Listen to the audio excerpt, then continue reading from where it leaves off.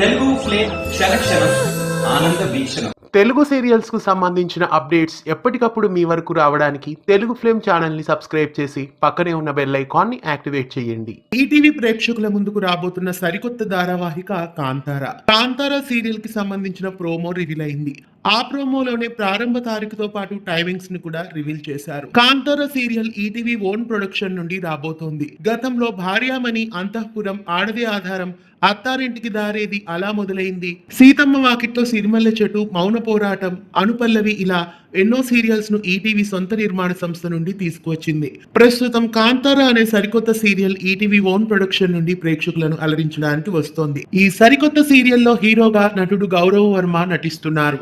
గౌరవ్ వర్మ గతంలో నీవల్లే, ఉప్పెన, జానకి కలగనలేదు ఇలా పలు సీరియల్స్ లో ప్రేక్షకులను ఆకట్టుకున్నారు.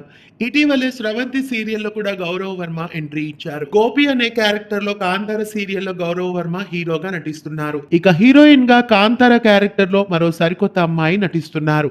ఆ అమ్మాయి గురించి వివరాలు మళ్ళీ మరో వీడియోలో చూద్దాం. కాంతార అనే సినిమా టైటిల్ ను ఈ సీరియల్ కి టైటిల్ గా పెట్టారు. ఈ సీరియల్ కాన్సెప్ట్ కూడా చాలా అద్భుతంగా ఉన్నట్లు తెలుస్తోంది.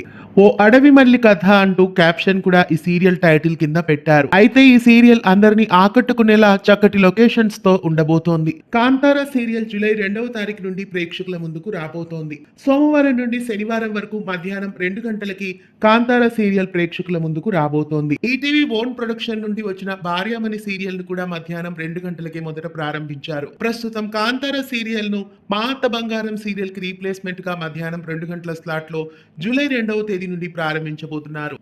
ఈ సరికొత్త ధారావాహిక కాంతారను ఈటీవీ బుల్లితెరపై మిస్ కాకుండా వీక్షించండి. మీలో ఎంతమంది కాంతార సీరియల్ కోసం ఎదురు చూస్తున్నారో కామెంట్స్ లో తెలియజేయండి. ఇలాంటి మరెన్నో అప్డేట్స్ కోసం ఛానల్ ని సబ్స్క్రైబ్ చేసి పక్కనే ఉన్న బెల్ ఐకాన్ ని యాక్టివేట్ చేయండి.